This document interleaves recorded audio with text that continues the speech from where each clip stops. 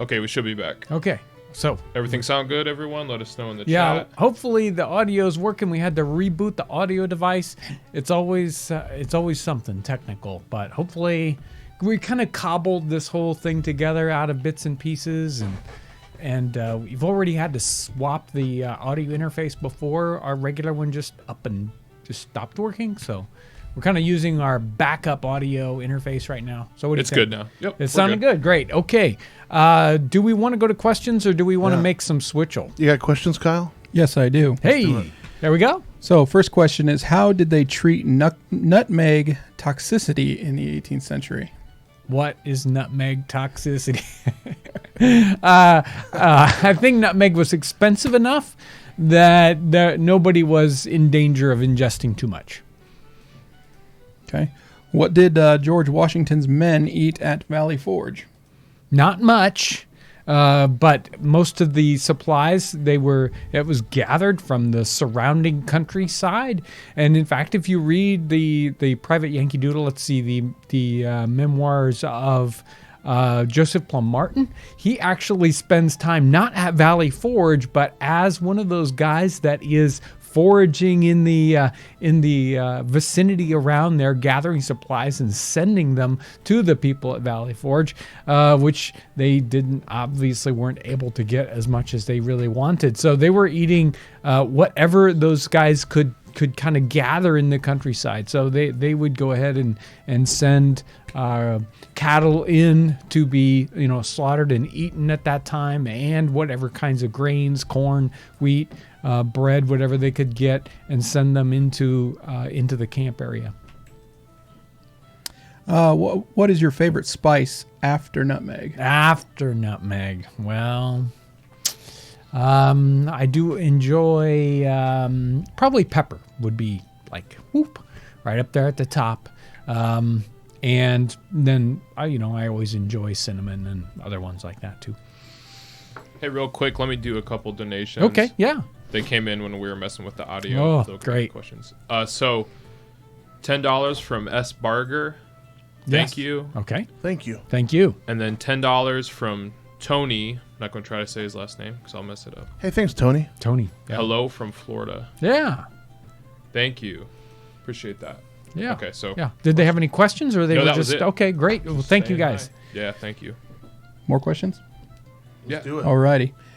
John, what do you know about acorn flour or recipes using acorns?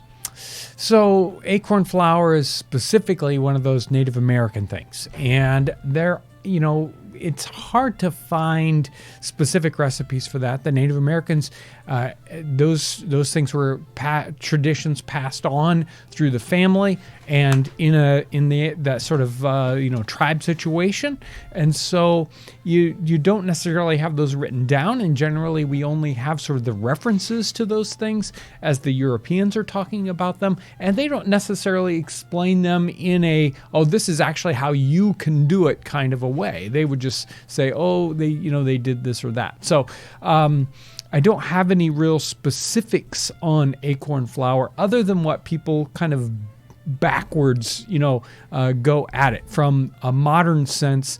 Let's try to reproduce this kind of thing.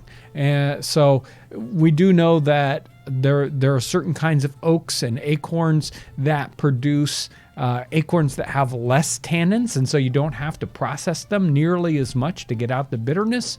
And then other oak trees have a lot of tannins, and so they would have to pound those acorns up and then put them in running water to wash those sort of toxins away or the bitterness away. So there's a lot to processing. Sometimes, if you get the right kind of oak tree, not so much. But exactly how it would be made up into cakes, I imagine it would be used in a very simple kind of way, like we've done the fire cakes or the little sort of bread things that you make right there on the coals. That would be my guess as to how they were used most often, or it was used most often. Okay, jumping off of that question, how prevalent was the use of cattail flour?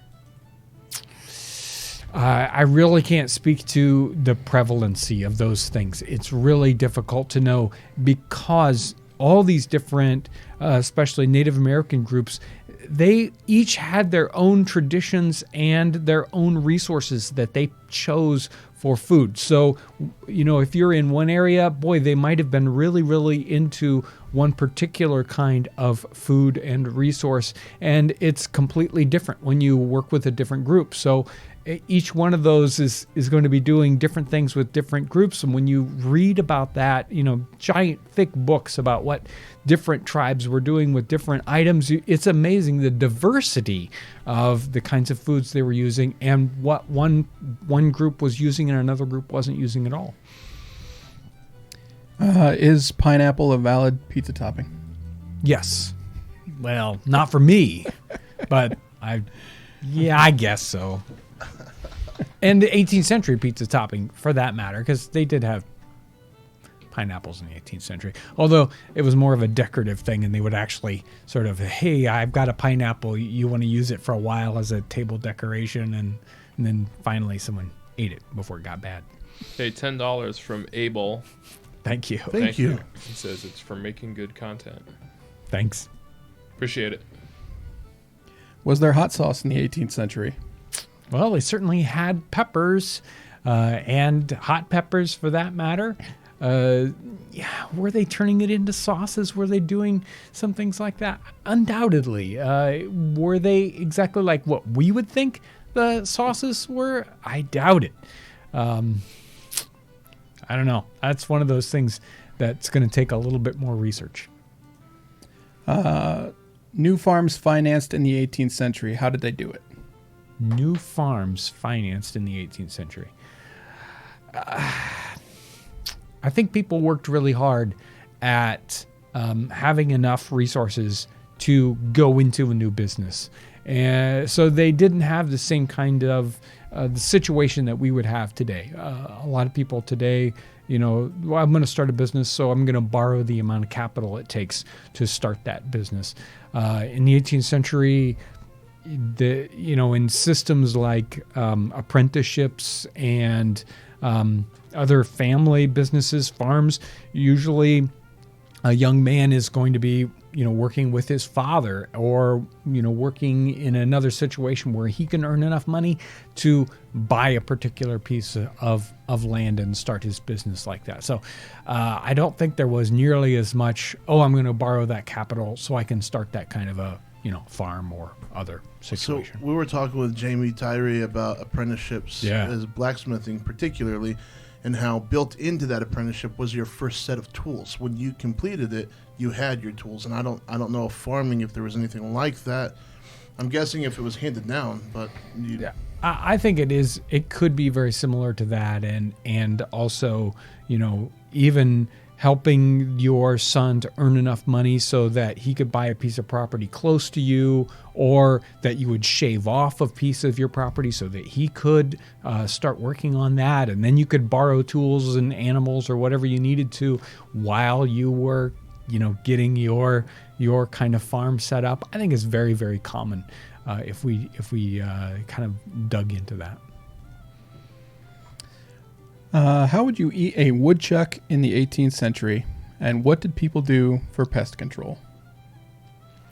Well, they shot them. They shot their pests if they had a chance. Every single fly was shot. Yes. You would think it would be a waste of ammunition. No, and the idea of I was digging. I was thinking about frog legs the other day. And, it's like, what about recipes for frog legs? So I started digging into the French cookbooks of the time period. And I got to the section where it said, here's the frog section. And what did it say? It said something like, you're going to cook these frog legs like you would cook, fish and oysters or, different kinds of things. It didn't bother to go into a specific recipe for frog legs. It said, do it like you're going to do the other things. And I think that's going to be so common with these game recipes and, woodchuck or groundhog. That same kind of thing. You're going to say, hey, I'm going to cook chicken or pork like X. Here I've got this piece of groundhog meat, how I'm going to cook that, I'm going to guess that I'm going to cook it like this. Maybe that's not going to work out, and I'm going to have to adapt yet another kind of recipe. But those game recipes were adaptions of domesticated animal recipes. So undoubtedly, people ate woodchuck. Hey, if that's all you've got, that's what you're going to eat it, and you're going to use a recipe that's going to be very similar to, say, a chicken recipe or whatever. You might choose a different way to cook it if it's gamey and you don't want too much of that gamey flavorness. You're going to bring something in to help cover that up, but you're going to adapt a regular recipe. What was one of the most useful spices for both sweet and savory cooking? Sweet and savory cooking. Nutmeg. That was easy. Next question. So did people actually wear beaver hats? Yes. And I mean, do you mean beaver felt hats or hats made of beaver skins? And Yes. So, yes. The answer is yes. So there's some trickiness with beaver and the word caster and hats. You'll find different kinds of references to hats in the 18th century. Sometimes they're talking about felt hats and they say beaver hat, but it's not actually made out of beaver. And you'll see a caster hat and it is made of beaver hair and felted. And then you might find hats actually made of animal skins. But those are going to be basically made up by the person themselves and not as a sold kind of product. So you don't necessarily see references to those unless, somebody in a journal is saying, oh, this person was wearing a hat made of a beaver skin or something. Let's break that down one more step. What is a beaver felt hat? The hat like I've got on right now is a felt hat. It's not made of a fabric. It's made of very, very stiff felt.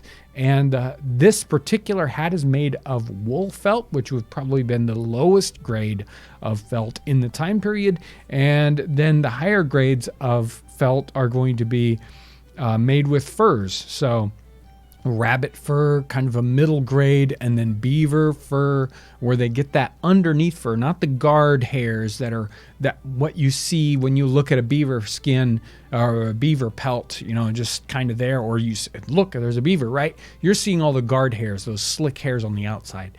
The under hairs, very, very fluffy and furry hairs underneath, those lock together and make a wonderful felt. The best kind of felt for hats, and those high-grade hats are made out of that under fur. Okay. Thank you. Let's make some switchel. Okay, we're going to make switchel. Can I do 2 donations? Do it, Then yeah. we'll do the switchel. Every single one has been $10 so far. Thank you. Cool. Thanks, Yeah. guys. Yeah, appreciate it. $10 from Michael Riley. Thank you, Says, Michael. please thank Angelina for the great customer support. Awesome. And then $10 from Robert. Do you guys have a favorite show or movie that takes place in the 18th century?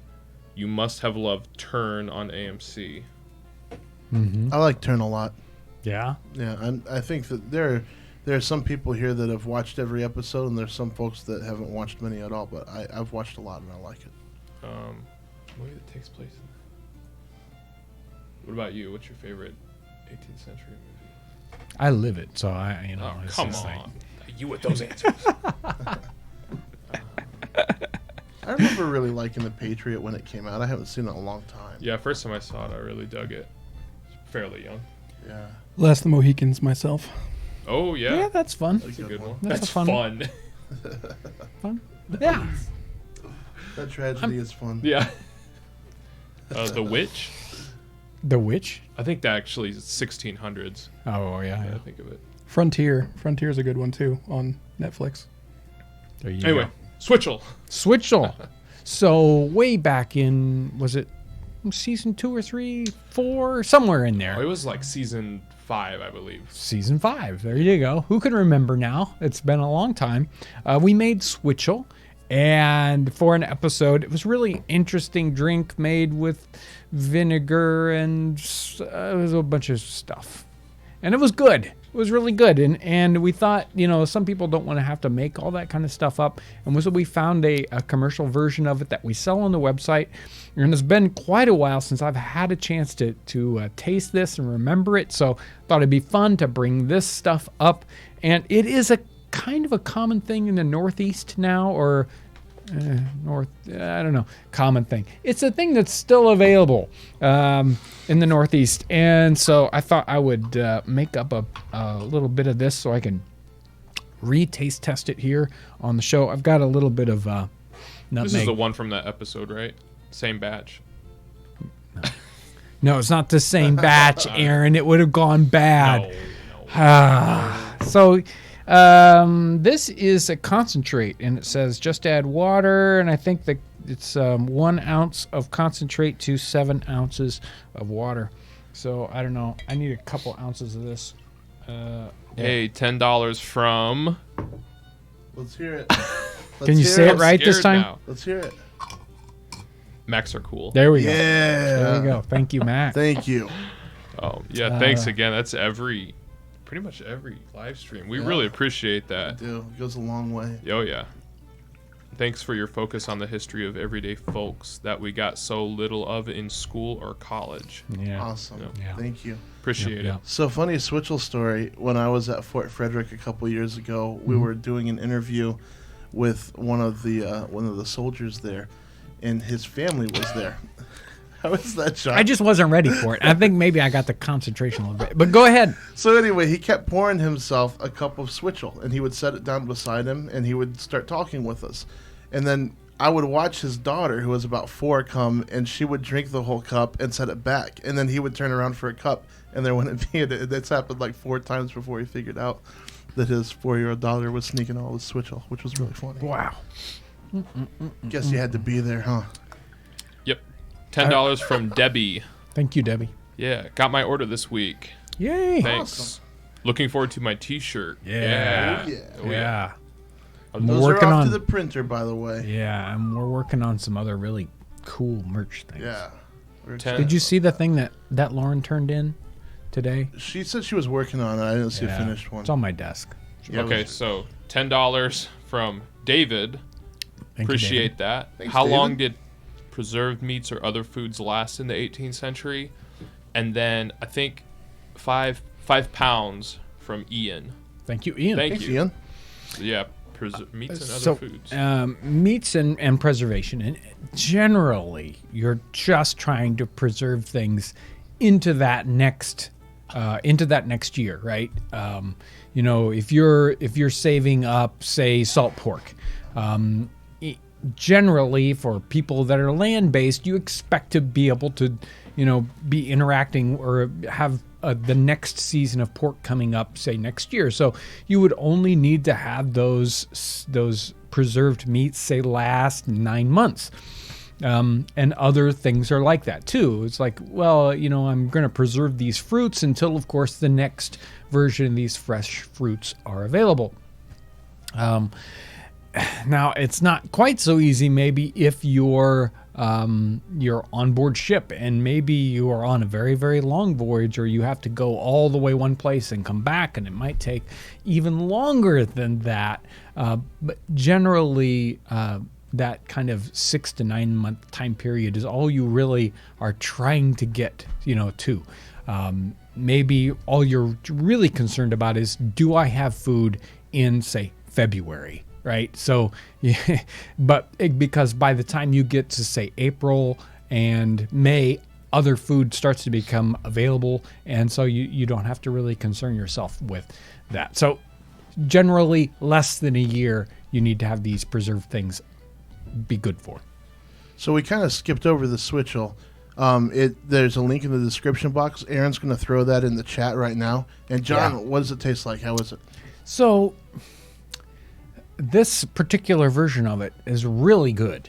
It's not too strong in the vinegar. When we were playing around with our design or with our recipe, it's, had a little bit more vinegar, and I'm not a big vinegar person. A little bit more vinegar. This is probably sweeter than, say, Ryan would probably say, I don't know, this might be a little too sweet, because you're a vinegary kind of person, right? that way in his. Anyway, I'll stop there. So it's really good. It's really good, and it's got a nice, spicy, fulfilling flavor, and kind of like a cider that has a little bit more punch to it, because that vinegar really gives it some really nice flavor. And I'd give these guys some of it, but they don't deserve it. So it's really good. Wow. But I want that spicy, fulfilling flavor. It is really good. And I can see how, a hot day, you would want something that was refreshing and not too overly bearing sweet. This has got a good balance of sweet and a little bit of that sour that comes along with it. All right. We still want to do a book reading, and we want to talk about Instagram, but let's get into some questions so we can get some more questions going. And let's do it. Let's do it. You got a couple more questions? Let me do some Go ahead. Donations. They have a question. Yeah. Get these real quick. Sure. So there's like 3 or 4 I gotta read. So $1.99 from Jane. Hey, thanks, Jane. Appreciate it. And the comment says $5. Okay. I don't know what that means. Thanks, Jane. Thank you anyway. £2. I hope I'm getting these right. From Eloise. We're gonna have to get Aaron a course on reading those little symbols so he knows which one's which. Thank you, Eloise. Yeah. Adore this channel. Just joined your Patreon. All right. Thank you. Okay, $15 from Sharon, and this is one that has a question. Okay. Thanks, Sharon. Would you please do an episode on foraging? Sharon, episode on foraging, and there's so much to forage there. Going out and, I've spent the last, say, 2-3 weeks out in my woods for working on some new episodes and DVD material and all that good stuff. And every time I spend time out in the woods, I'm amazed more and more by the resources that are available and how we use all those things, whether it's a food item or, shelter or whatever. There's so much that's out there. It would be some great episodes. There is so much available around us in kind of nature. Maybe not if you know a city park or something, but when we get out into real nature. Some customers came in not too long ago that live in the city, and they made spruce beer. Yeah. And they said they just snuck onto the city park and stole a bunch of There you go. Well, it's pruning. They were going to do it anyway. Man, we could spend the whole rest of this episode reading donations. Well, let's get to donations in a minute. I'm sure Kyle's got some questions built up there. I do. How common were copper cups during this time? It can be a little tricky to know how common copper items were in the 18th century, because tons, and I mean literally tons and tons and tons of copper items were destroyed, reused, recycled in the time period. Copper sheathing of ships got to be very, very important and common toward the end of the 18th century. And they literally scrounged all the copper and copper eating and cooking items out of the countryside to reform it up into giant sheets so that they could, copper sheath these ships to send them out in the ocean to protect them from worms to eating up the wood. So, and one of these guys that went around collecting up all this copper was Paul Revere. He made all this copper stuff disappear. Maybe it was because he was a silversmith and he wanted to replace it with silver. I don't know. So it's hard to know exactly how common those things are, because so much of that disappeared. But I can imagine that it would be very common, because what are the other things that are available to you? Tinware? Tinware just does not last very much at all. It's very easily dented, and it rusts and it disappears. So copper would be a very common and wonderfully durable material. Okay, I want to do some of these donations. Go ahead. Make sure make sure we shout them out. So let me try to remember where I was. There've been a lot. I feel like Okay. Was it What's that? Sarah that was Eloise last? was the last El- one, maybe? I think Or second we to did the last? foraging one. Yes, That was the last one. foraging. Yep. Okay, so from Wolfgang, Wolfgang. this is €5. Hey, thanks. Thank you. Greetings from Austria. Yes. Your cooking videos inspired me to search for German and Austrian 18th century cookbooks. Thanks for the inspiration. There's some good stuff there. Really cool. Yep. This is a good one. £5 from Tom Green. Here's a donation in the Queen's coin. None of your colonies nonsense. Oh yeah. Oh yeah. Thank you. Was there any problem when America moved from pounds to dollars? I'll go through all these and we'll kind of Okay. Remember that one for me. Okay. This $5 from Matt Blues. Man, I don't remember. From Matt. Thanks, Matt. Yeah. What were the uses of hemp in the 18th century? Was it just a rope? Was it used as some kind of drug or nothing at all? You're gonna write that one down. Good. Yeah, we'll go through. We'll go back. Okay. Oh, this is so the person who did the $1.99, they donated $9.99 and said they botched the last one. Aw. It's Hey, thank you so Thank much. you. I appreciate it. $5 from Shane. Thank you, Hey, Shane. Shane. Okay. Oh, did you guys do, or are we gonna do an episode on local markets? I don't know if we've done Local that. markets. I maybe in like a Q&A at one point, not a main episode. Okay. $4.99 from Dennis. Thank you, so Dennis. much. And then $10 from Aaron C. Aaron C. Thanks So a that's lot. all I got. Now, do we want to kind of? Yeah, we'll recap Now let's get the those. real questions real quick. So let's start with local markets. I don't think that we've covered that. We may have mentioned it somewhere along the line. Yeah, there's going to be some good references if we dig through some of these journals and we can find references to them.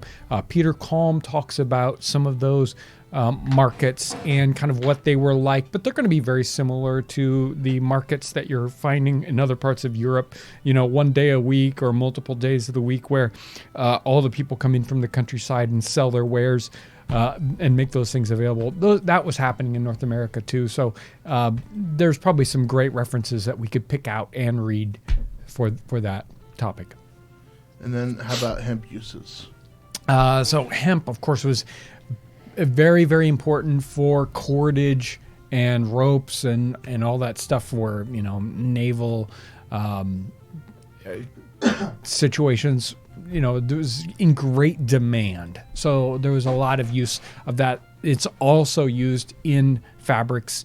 Now, of course, people are going to ask, and it's a common comment that shows up in a lot of videos having to do with marijuana and hemp, and did they smoke it, and was it, you know, and I don't find very much of that at all showing up in the books, but I haven't really gone deep into that. So a lot of people ask. I don't have any good answers for that specifically. All right. And then pounds to dollars. Boy, my nose.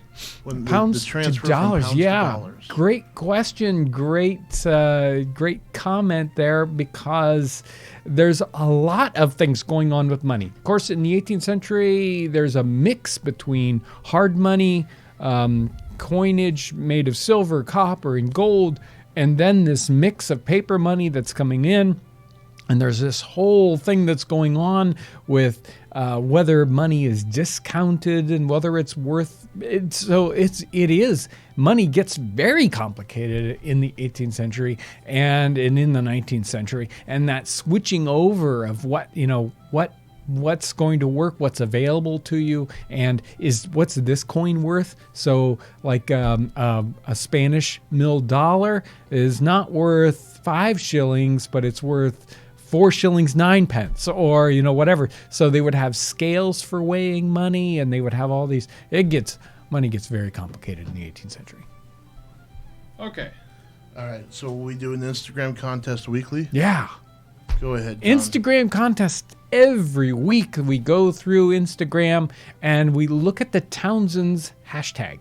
And we're looking for pictures that have to do with Townsend's merchandise or recipes, 18th century recipes that we've done that people are trying out, or anything historical, really. And we pick out a winner each week and we send them a gift certificate. And we've been doing it for a long time. Huh? Who's this week's winner? It's Cindy Gilbert. Cindy Gilbert. She is making a pair of moccasins. They look really great. I wanted to highlight that because we've been making a lot of stuff here, and so there were tons of really great photos, cool stuff, drinks that people were making, things that they were cooking. But we've been making stuff, and I thought it was cool that she was making stuff too. Great. So thank you, Cindy Gilbert, for participating, and thank you everyone who participates and does that. Keep putting those pictures out there. Each week we pick out a new one. So if we haven't picked you out yet, keep going away at it, and we will hopefully we'll pick you next week. And Cindy, I have picked you out, and I will message you to send you a prize. So we'll get that all figured out if you're watching. Great. Thank you guys so much for participating in that. And it is so much fun to dig through the feed and to see those great pictures. All right, Kyle, let's get some more questions in here. Okay. When was nutmeg introduced to the New World? When we started our YouTube channel. Yeah.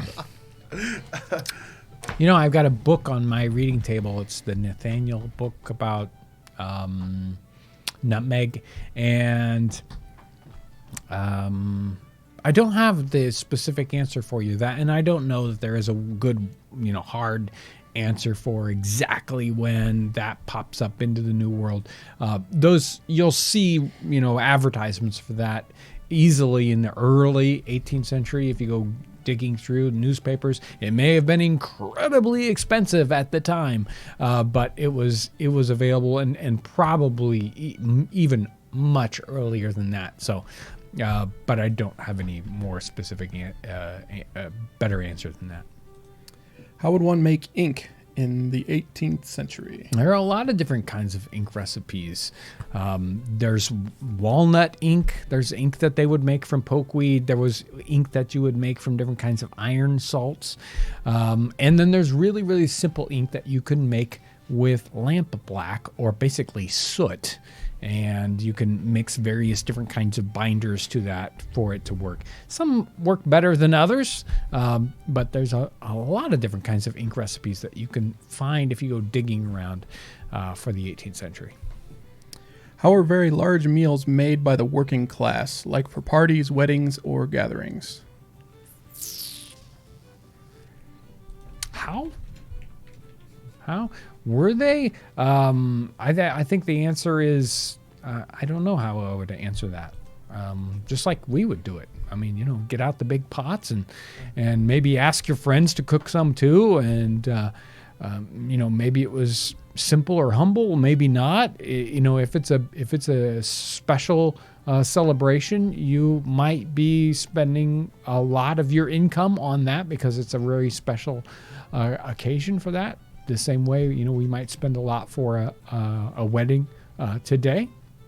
Do you remember the title? I don't remember which one it was, but one of the new cookbooks that we just brought on board, she went through meal planning from like 5 to 20 people and what she took into consideration for that. Does that ring a bell? Probably the Charlotte Mason one. A lot of them have basically like menus for the year, and they'll say, well, this is common, or this is what you're going to want to cook in January, this is what you're going to want to cook in February. But I think that was the Mason one, and that gets a little more specific about the number of people. Yeah. Got me right in the middle of copying a question over. What were some popular non-alcoholic fermented beverages, such as dairy-based drinks?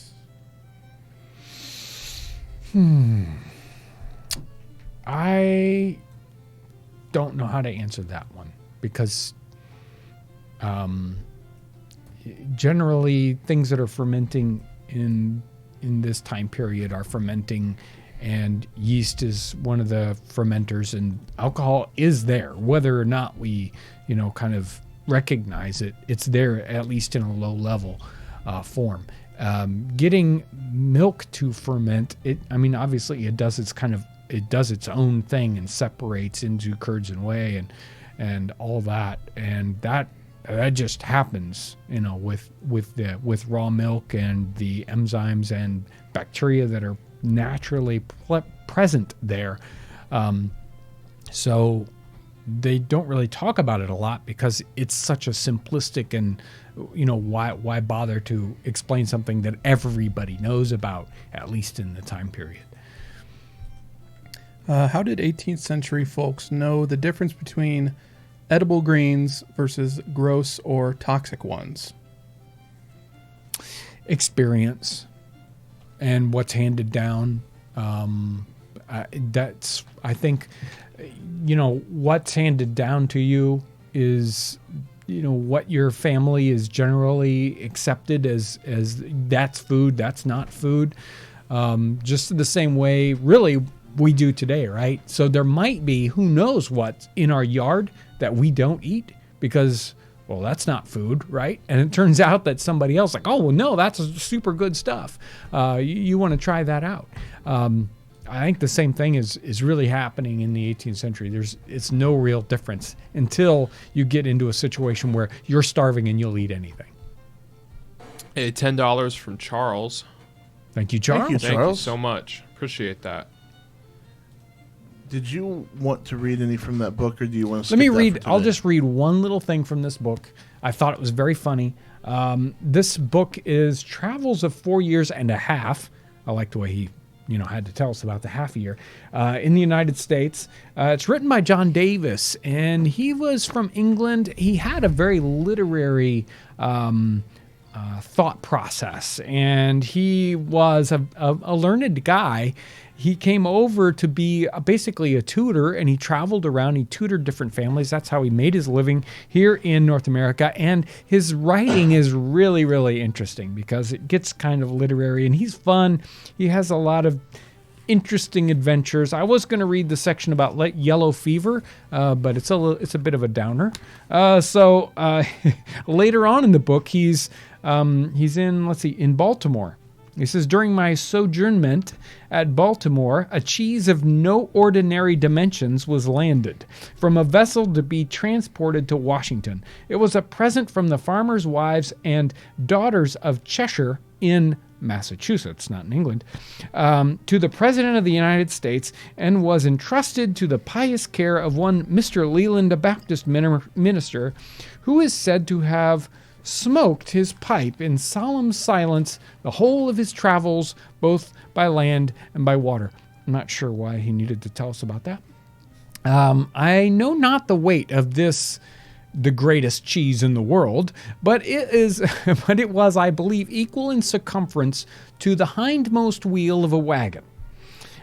Its extraordinary dimensions induced some wag of a Federalist to call it the Mammoth cheese, and by this name it is known throughout the states of the Union.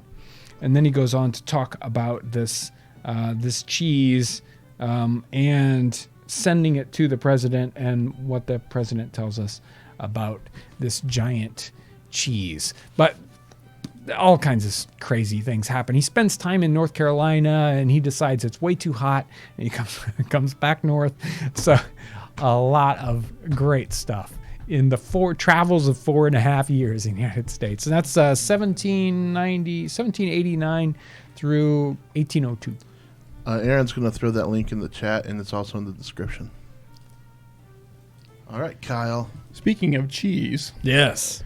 how do you store cheese without fridge or electricity in the 18th century? Well, they would have cheese cabinets, and basically you're just trying to you don't want to keep it trapped up completely, but you have it on these little cabinets, and you put salt on the shelf, and you set your cheeses on there, and you keep them rotated, and they will slowly get harder and drier. That's for those hard cheeses that you want to last a long time.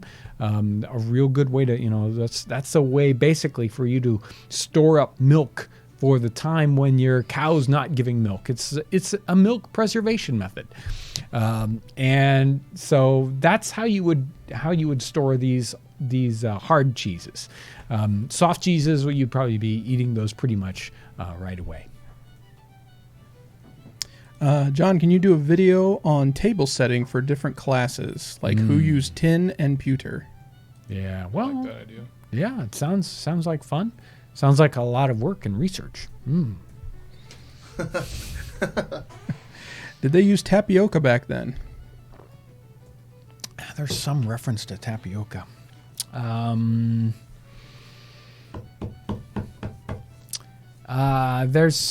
Did they use it? I know there's reference to it, and there's some specifics, and undoubtedly if it's used, it's probably used within very specific cultures and very specific places, even within North America. But I don't have that one off the top of my head. I know that there's some reference to that sort of thing. How many calories would a person eat during this time? I don't know. I don't know how I would. I don't know how I would really go about.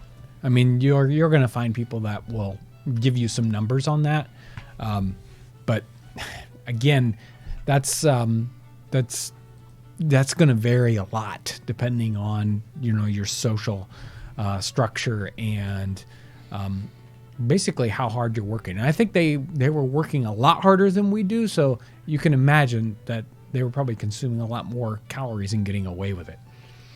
Let me do a couple donations. Sure. Another one from Debbie. Her name is Debbie Boring. Okay. I didn't say her last name the first time just because I was like, I don't know if it's a joke. And then Thank she you, was Debbie. like, that's my real name. Good. Okay. Good. Thank you, Debbie. $5 from Debbie Boring. Do you know of Francis Slocum or Little Bear from Peru, Indiana? Yeah, it's big around here. That whole Francis Slocum thing, and boy, I wish I had her story right off the top of my head. It's been quite a while since I've read it, so right off the top of my head, but very, very interesting story. And there's a whole bunch of just incredible stories about the Native American culture and how that works and doesn't work within the Europeans that come into different areas, and it's really, really interesting. If you take away the stereotypes and you see all the different kinds of interactions that people have, both good and bad, in those interactions, really, really good stories. Okay, I got $5 from Donald. Hey, thanks, Thank Donald. you very much. And then $10 from Sheraton 325. Thank you. Thank you. Okay, and then they left a comment. Love your channel. I'm learning so much, and it makes me want to look into living history reenactment. Yeah. What percentage of the 18th century population were upper class as compared to lower or middle class? To generalize, you're going to probably find, I don't know, it's hard to say because it's been changing here in the world that we live in today. It's it's separating more and more in different places in the world. There's a great diversity, or there's a few at the top and a great portion down lower. We've spent the last 100 years, 150 years here in the United States with a large portion of middle class, which is just, it's not normal for history. And we might want that to stay around forever, but I don't know that it is going to be that way. Forever in history, it's always been sort of a lot at the bottom and a few at the top. In the 18th century, I think the same thing is true to a great extent, but because of what was available at the time and, the newness of the new world and the resources that were here and all that, we saw a uplifting of the number of people in the middle class. But we don't live in that same world anymore. So I think at the beginning of the 18th century, we saw this great diversity between a lot of low-class people and a few upper-class people. That changed a lot, and now it's probably going back to where it was at. But I don't know. Those are tricky questions. And I'm not a modern expert. $19.99 from a bunch of numbers, Baker. Thank you so much. You. Appreciate it. All right. We're doing questions. Some more questions? Yeah. Okay. John, can you send a shout out to this person's niece for her birthday? She loves the show. Can you say hi to Sam, please? Hello, Sam. Do it one more time. I forgot to cut back. Oh, hello, Sam. It's your birthday, right? Happy Yes. birthday. Happy birthday, Sam. Hey, Kai, I don't think people can see your hat. Try Oh. to silhouette it a little bit. Yeah, sorry. Everybody was saying that we didn't wear 18th century clothes back here, and I threw my top hat on. Yeah, we got to figure out how to get more light not- back there. I'm not Yeah. sure that that's 18th century. Okay. Anyway, still. No, there was some really interesting, you'd think, no, I'm not even going to go. Yeah, I could talk about top hats for the next 15 minutes. What Kyle happens to be wearing is a hat that I didn't finish because But it it didn't looks come great. out just right. But it does look good on him. Yes. Well, thank you. John, how did people go to church back in those days? The same way they went to church or went to other places. So, you're likely going to go to a church that's closer to you so you can walk. If you can't walk, you might ride a horse, or you might go in a carriage. There's a great journal. Boy, I wish I had it. You look like you want to say something. No, I over was there. waiting. I wasn't going to interrupt. There's this great story about this woman who was riding horse to church, and she falls off and she gets all muddy and she has to go back home, and so yeah. I'm not sure. I mean, it could be me. They could have been wanting to know whether they walked or rode to church, but I'm wondering if maybe they were thinking, were there churches in small communities? Did they have like home meetings? How did that kind of thing work? Yeah. So you're going to have all those kinds of situations going. If you read in Peter Kalm's book, and he talks about going to all these different towns and cities, and he explains all the different kinds of churches that they have available. It's like, oh, there's this kind of church, that kind of church. There's a Dutch church. There's there's these kind of ethnic churches. So that in a medium-sized town of the time period, which was probably tiny, like 5,000 or 10,000 people, that would be a big town, right, or big city.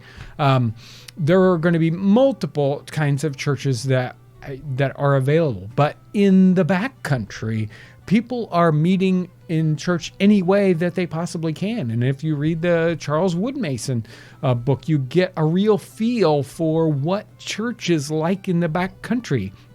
And undoubtedly, there were meetings in just any place that you could meet. So you might be meeting in a house, or you might be meeting, in somebody's yard because their house isn't big enough, or the community's all coming together for very special, times of the year. So all those things are happening in the time period. Okay, this question has been coming up a lot, and I'm sorry everybody that haven't gotten to it yet, but here we go. Okay. John, what's your favorite 18th century general, and how do they influence you? General? Now I have to... So far, he hasn't had to think during this live stream too hard, but now... Yeah. So, okay, here's the trick, is that I don't spend a lot of time studying the individuals, especially military individuals in the 18th century, because they all kind of run together for me. I can easily pick out and say, hey, George Washington was an amazing guy, and in a lot of different ways, and militarily he was pretty amazing for doing what he did with what he had. And I suppose I would go there in the short and sweet and say, there you go. Just because I've read enough about that and seen enough of that, but undoubtedly there are probably a dozen really, really interesting characters and generals within the 18th century that I could easily, pick out, spending time and kind of tease out some really good stuff there, because it is a great time period to find some of those great leaders. Okay, so Aaron's got a donation, and then Kyle, we're going to ask the last question, so pick out a good one. Oh, gosh. Should have saved that one for last, man. $20 from Amber. Thank you, Amber. Thank you Thanks, so Amber. much. This is definitely the audience for a long talk about the history of the top hat. Okay. Well, there's more to it. Okay.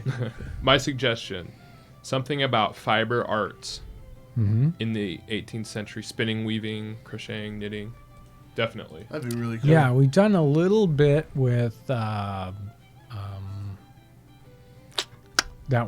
spinster episode, and we did a little bit of spinning with that. We haven't spent a lot of time with that. I actually did a video where we did a little bit of inkle weaving, and that's an actual instructional video, and I spend time in some fiber arts and have a lot of fun with that kind of stuff. Ivy's interested in that, and we are always running into people. So yeah. Oh, and boy, what's his name? Timothy. Such a great. He does the Irish Weaver character. He's from Ohio. Yeah. And I don't think I had enough to put together a video of him, but he does an incredible job of doing linen from kind of start to finish. So, boy, Tim the Weaver. Yeah. Where was that at? That was at, I shot that at Mrs. Sinawa. Okay. And I might be able to piece that together into an episode, but I don't know if I've seen it. I think it'd be really cool to try to find a guest for a live stream on that topic. yeah. That would be a lot of fun. It would. We got some special guests in mind, but that'd be really cool. All right, Kyle, what's that grand question? Okay. This better be good. All right. Were people like Hannah Glass revered as masters of cooking, like we give credit to celebrity chefs today? Were these cookbooks available as often as something like The Joy of Cooking today? Hannah Glass and her cookbook was incredibly popular for what it was in the 18th century. And it was around for a long time. I think it was in print in various, forms for 50 or 100 years. So in some ways, yeah. I mean, she was revered like that. And there are other cooks that come in. I think it's Anne Cook, who she just rips Hannah Glass apart. She spends like 50 or 60 pages of her cookbook complaining about Hannah Glass and her recipes. And I think it was just because her book wasn't as popular. But, so yeah, I very much so. And there were a lot of kind of famous cooks in the 18th century. And professional cooks were well known in some kinds of ways. So it was an important thing going on in the time period. I lied to you. Aaron's got another donation to read. Okay. One more. This is from Keltoid5. $10. Thank you. I love this question. Thanks. Hello, townsfolk. When it comes to tasting the food in your cooking episodes, excellent means good, but what does interesting mean? It means the exact same thing. No, interesting means I'm not sure how to describe this. Because, it's like people asking me what my favorite XYZ is, and I don't kind of put things that way. I don't sort of, put them in these great categories. It's like, I'm hungry, I'm going to enjoy this, whatever this thing is. And if you're hungry enough, it doesn't matter what this thing is, as long as it's food, right? You're going to enjoy it. You're going to like it. And when I get to the end of a cooking episode, and it's like, I'm tasting the thing, and sometimes it's like, well, this is just incredibly good. And other times it's like, this is an interesting experience. It's an interesting experience cooking it, and it's interesting experience eating it. It might not be this is like popping all my taste buds, but I can see how this would be wonderful, especially if I was really hungry, or if I was attuned to this thing, if I ate it a lot, and then I would relish it. Let me compare it to the idea of a song. There are some songs that you hear once and you're like, oh, that is the best song. And, you'll hear it about 4 more times and you're like, well, I'm kind of done with that song. I don't want to do that anymore. And then there's the other song that the first 10 times you hear it, you're like, and then after that, it's one of your favorite songs ever. And so I come into a food and sometimes you want to say, this is great. But then you realize maybe, I ate this for a week and not so much. And then something else that you at first think, interesting. And then, after a week, you're, wow, I want that again. So that's I hate to jump into a food and say, this is the best thing ever, because maybe it'll wear off right away and I won't like it anymore. Or maybe I will in a month. So there you go. That's a great answer. All right. Well, I want to thank everyone for really the intense support we get here on the channel. There's so many people out there, you support us in so many different kinds of ways. Just watching the videos, and we hear that, it's like, I never miss a video. And that means something to us when we see that, when we know that that's happening. People follow us for years watching our videos. So thank you for your support in that way. Some people comment, and they comment religiously. Nicole, I know you're out there, right? And you always have great comments. You leave great comments, and those really change how we make videos and what kind of videos we make. Other people support us monetarily. You give to us super chat, or you support us on Patreon, or you go and buy merch from the store. All those things are important. They help us do what we need to do, what we can do. Because without those kinds of support, I wouldn't be able to make these videos. I wouldn't be able to pay these guys to help me make videos. So and that helps other people who get to see these videos for the first time. So thank you for all your great support, and thanks for watching today.